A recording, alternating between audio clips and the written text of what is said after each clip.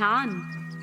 ओशो कहते हैं, जब लोग आकर मुझसे पूछते हैं ध्यान कैसे करें, मैं उन्हें कहता हूँ यह पूछने की कोई आवश्यकता नहीं है कि ध्यान कैसे करें। बस पूछें कि कैसे स्वयं को खाली रखें। ध्यान सहज घटता है, बस पूछो कि कैसे खाली रहें। बस इतना ही। यह ध्यान की कुल तरकीब है, कैसे खाली रहना। तब आप कुछ भी नहीं करेंगे और ध्यान का खून खिलेगा। जब तुम कुछ भी नहीं करते तब ऊर्जा केंद्र की तरफ बढ़ती है। यह केंद्र की ओर एकत्रित हो जाती है। जब तुम कुछ करते हो तो ऊर्जा बाहर निकलती है। करना बाहर की ओर जाने का एक मार्ग है, ना करना भीतर की ओर जाने का एक मार्ग है। किसी कार्य को करना पलायन है। तुम बाइबल पढ़ सकते हो, तुम इसे एक कार्य बना सकते हो। धार्मिक कार्य और धर्मनिरपेक्ष कार्य के बीच कोई अंतर नहीं है। सभी कार्य ही हैं और वे तुम्हें तुम्हारी चेतना से बाहर की ओर ले जाने में मदद करते हैं। वे बाहर रहने के लिए बहाने हैं। मनुष्य अज्ञानी और अंधा है और वह अज्ञानी और अंधा बने रहना चाहता है, क्योंकि स्वयं के भीतर आना अराजकता में प्रवेश करने की भांति लगता है। और ऐसा ही है, अपने भीतर तुमने एक अराजकता निर्मित कर ली है। तुम्हें इसका सामना करना होगा और इससे होकर गुजरना होगा। साहस की आवश्यकता है। साहस स्वयं होने का साहस, भीतर जाने का, ध्यान पूर्वक होने का साहस। इस साहस से बड़ा साहस मैंने नहीं जाना है। फिर ओशो कहते हैं, तो ध्यान क्या है? ध्यान है केवल स्वयं की उपस्थिति में आनंदित होना। ध्यान स्वयं में होने का आनंद है। यह बहुत सरल है। चेतना की पूरी तरह से विश्रांत अवस्था, जहां तुम कुछ भी नहीं कर रहे हो, लेकिन क्षण तुम्हारे भीतर कर्ता भाव प्रवेश करता है। तुम तनाव में आ जाते हो। चिंता तुरंत तुम्हारे भीतर प्रवेश कर जाती है। कैसे करें, क्या करें, सफल कैसे हो, असफलता से कैसे बचें? तुम पहले ही भविष्य में चले जाते हो। यदि तुम विचार कर रहे हो तो तुम क्या विचार कर सकते हो? तुम अज्ञात पर कैसे विचार कर सकते हो? तुम केवल ज्ञात पर विचार कर सकते हो। तुम इसे बार बार चबा सकते हो, लेकिन यह ज्ञात है। यदि तुम जीसस के बारे में कुछ जानते हो तो तुम इस बात पर बार बार चिंतन करना। अगर तुम कृष्णा के बारे में कुछ जानते हो तो तुम इस पर बार बार चिंतन कर सकते हो। तुम संशोधन, बदलाहट, सजावट किए जा सकते हो, लेकिन यह तुम्हें अज्ञात की ओर ले जाने वाला नहीं है और ईश्वर अज्ञात है। ध्यान मात्र होना है, बिना कुछ किए। कोई कार्य नहीं, कोई विचार नहीं, कोई भाव भी नहीं। तुम बस हो और यह एक पूरा आनंद है। जब तुम कुछ नहीं करते हो तो यह आनंद कहाँ से आता है? ये कहीं से नहीं आता, या फिर हर जगह से आता है। यह अकारण है, क्योंकि अस्तित्व आनंद नाम की वस्तु से बना है। इसे किसी कारण की आवश्यकता नहीं है। यदि तुम अप्रसन्न हो तो तुम्हारे पास अप्रसन्नता का कारण है। अगर तुम प्रसन्न हो तो तुम बस प्रसन्न हो। इसके पीछे कोई कारण नहीं है। तुम्हारा मन कारण खोजने की कोशिश करता है, क्योंकि यह अकारण पर विश्वास नहीं करता, ना कर सकता है, क्योंकि यह अकारण को नियंत्रित नहीं कर सकता। जो अकारण है उससे दिमाग बस नपुंसक हो जाता है। तो मन कुछ ना कुछ कारण खोजने में लग ही जाता है। लेकिन ओशो कहते हैं कि जब भी तुम आनंदित होते हो तो तुम किसी भी कारण से आनंदित नहीं होते। जब भी तुम अप्रसन्न होते हो तो तुम्हारे पास अप्रसन्नता का कोई ना कोई कारण होता ही है, क्योंकि आनंद ही वह चीज है जिससे तुम बने हो। यह तुम्हारी ही चेतना है, यह तुम्हारा अंतरतम है। प्रसन्नता तुम्हारा अंतरतम है। अब प्रश्न उठता है कि ध्यान की शुरुआत खुद को मन से अलग करने से होती है, एक साक्षी बनने से। खुद को किसी भी चीज से अलग करने का यही एकमात्र तरीका है। यदि तुम प्रकाश को देखते हो, स्वाभाविक रूप से एक बात निश्चित है कि तुम प्रकाश नहीं हो, तुम ही वह हो जो इसे देख रहे हो। यदि तुम फूल को देखते हो तो एक बात निश्चित है, तुम फूल नहीं हो, तुम फूल को देखने वाले हो। देखना कुंजी है ध्यान की। अपने विचारों को देखो, कुछ भी मत करो, कोई मंत्र नहीं दोहराना है, भगवान के नाम को नहीं दोहराना है।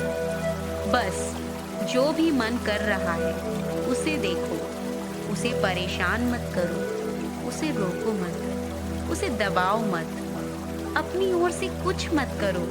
तुम केवल दृष्टा बने रहो और देखना ही चमत्कार और ध्यान है। जैसे ही तुम देखते हो, धीरे धीरे मन विचारों से खाली होता जाता है। लेकिन तुम सो नहीं जाते, तुम अधिक होशपूर्ण होने लगते हो और अधिक जागरूक होने लगते हो। जैसे ही मन पूरी तरह से खाली हो जाता है, तुम्हारी पूरी ऊर्जा जागरण की एक लौ बन जाती है। यह लौ ध्यान का परिणाम है। तो तुम कह सकते हो कि ध्यान बिना किसी भी मूल्यांकन के देखने का, साक्षी का, निरीक्षण का दूसरा नाम है।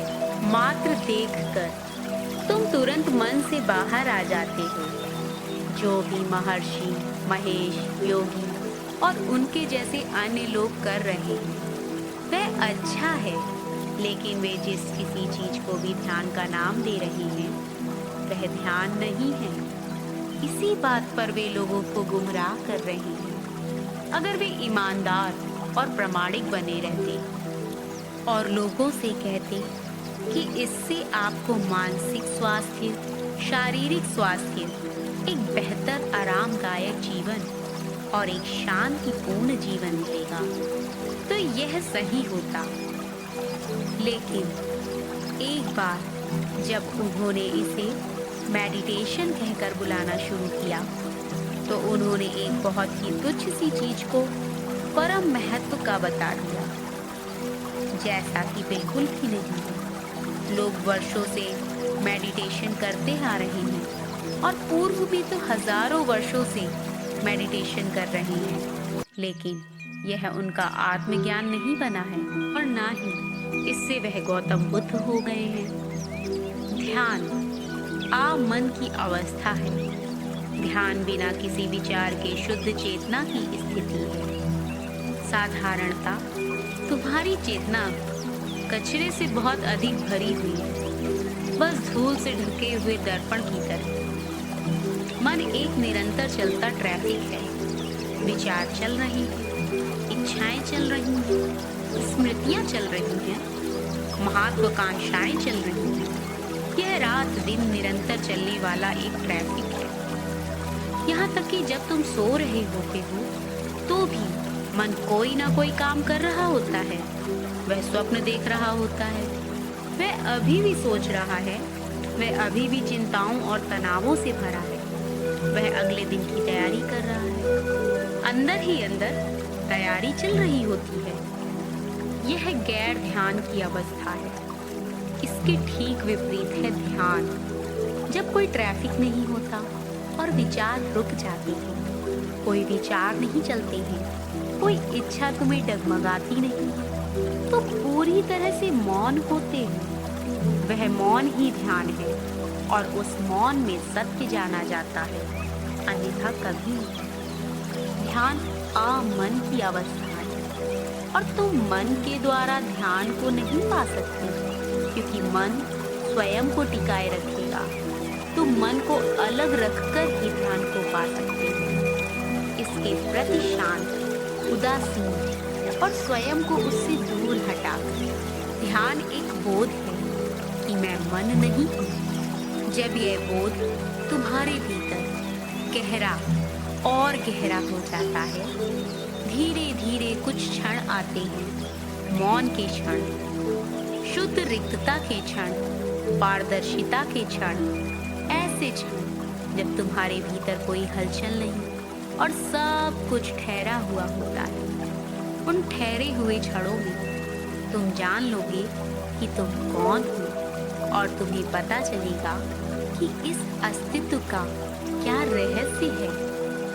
ध्यान को छोड़कर बाकी सब कुछ मन से किया जाता है, क्योंकि ध्यान एक उपलब्धि नहीं है, ऐसा पहले से ही यह तुम्हारा स्वभाव है। इसे हासिल नहीं करना है, इसे समझना ही नहीं, इसे तो बस स्मरण भर रखना है। यह तुम्हारे लिए प्रतीक्षारत है, बस भीतर की ओर लौटना है और यह उपलब्ध है। तुम हमेशा हमेशा से इसे साथ लिए हुए हो। ध्यान तुम्हारा आंतरिक स्वभाव है, वह तुम हो, वह तुम्हारी आत्मा है। इसका तुम्हारे कर्मों से कोई लेना देना नहीं। इसे तुम हासिल नहीं कर सकते, इस पर कब्जा भी नहीं हो सकता। यह कोई वस्तु नहीं है। हम जिस ध्यान की बात कर रहे हैं वह किसी का ध्यान नहीं है। ध्यान की एक अवस्था है। अवस्था का मतलब यह है कि ध्यान का मतलब किसी को स्मरण में लाना नहीं है। ध्यान का मतलब जो सब हमारे स्मरण में है उनको गिरा देना है और एक स्थिति लानी है कि केवल चेतना मात्र रह जाए, केवल जागरूकता मात्र रह जाए। यहाँ हम एक दिया मात्र जलाएं और यहाँ से सारी चीजें हटा दें तो भी दिया प्रकाश करता रहेगा। वैसे ही अगर हम चित्र से सारे विचार हटा दें, चित्त से सारी कल्पनाएं हटा दें तो क्या होगा? जब सारे विचार, सारी कल्पनाएं हट जाएंगी तो क्या होगा? चेतना वह अकेली रह जाएगी। चेतना की वो अकेली अवस्था ही ध्यान है। ध्यान किसी का नहीं करना होता है। ध्यान एक अवस्था है जब चेतना अकेली रह जाती है। जब चेतना अकेली रह जाए और चेतना के सामने कोई विषय ना हो, उस अवस्था का नाम ही ध्यान है। और जिसे हम ध्यान कहते हैं वह ठीक अर्थों में ध्यान नहीं, धारणा है। ध्यान तो उपलब्ध होगा उसके द्वारा जो हम प्रयोग कर रहे हैं। समझ ले, रात्रि में हमने प्रयोग किया चक्रों पर, सुबह हम प्रयोग करते हैं श्वास पर। ये सब धारणा है, यह ध्यान नहीं है। इस धारणा के माध्यम से एक घड़ी आएगी कि श्वास भी विलीन हो जाएगी। इस धारणा के माध्यम से एक घड़ी आएगी कि शरीर भी विलीन हो जाएगा, विचार भी विलीन हो जाएंगे। जब सब विलीन हो जाएगा तो भला क्या शेष रहेगा? जो शेष रहेगा उसी का नाम ध्यान है। ध्यान की स्थिति एक निर्दोष मौन की अवस्था है। तुम आनंद पूर्वक अपनी जागरूकता के प्रति अजागरूक हो। तुम हो लेकिन तुम पूरी तरह से विश्रांत हो। तुम नींद की अवस्था में नहीं हो, तुम पूरी तरह से सजग हो, पहले से कहीं ज्यादा सजग, बल्कि तुम सजगता हो। ओशो कहते हैं कि जब मैं आंतरिक यात्रा शब्द का प्रयोग करता हूँ तो मेरा सरल सा अर्थ यह होता है कि तुमने अपनी जीवन की यात्रा में केवल एक ही पहलू को देखा है जो बाहरी कहलाता है। अब उस यात्रा के दूसरे पहलू को देखने का प्रयास करो जो कि आंतरिक है। तुम पैसे के पीछे दौड़ते रहे, अब ध्यान के पीछे दौड़ो। तुम सत्ता के पीछे दौड़ते रहे, तो अब ईश्वर के पीछे दौड़ो। दोनों ही दौड़ हैं। एक बार तुम ध्यान के पीछे दौड़ना शुरू करोगे तो एक दिन मैं तुमसे कहूँगा कि अब ध्यान भी छोड़ दो, अब दौड़ना बंद करो। और जब तुम दौड़ना बंद कर देते हो वास्तविक ध्यान करता है। तो इस प्रकार ध्यान के दो अर्थ हैं। यही कारण है कि भारत में हमारे पास इसके लिए दो शब्द हैं, ध्यान और समाधि। ध्यान कुछ समय के लिए होता है। ध्यान कभी किया, कभी नहीं किया। समाधि का अर्थ है कि अब तुम घर पहुंच गए, अब ध्यान करने की आवश्यकता नहीं रही। जब ध्यान करने की भी आवश्यकता नहीं होती तो व्यक्ति ध्यान में होता है। इससे पहले कभी नहीं। जब कोई ध्यान में जीता हो, ध्यान में चलता हो, ध्यान में सोता हो, जब व्यक्ति के होने का ढंग ही केवल ध्यान हो, तो व्यक्ति पहुंच गया। और यही ध्यान है।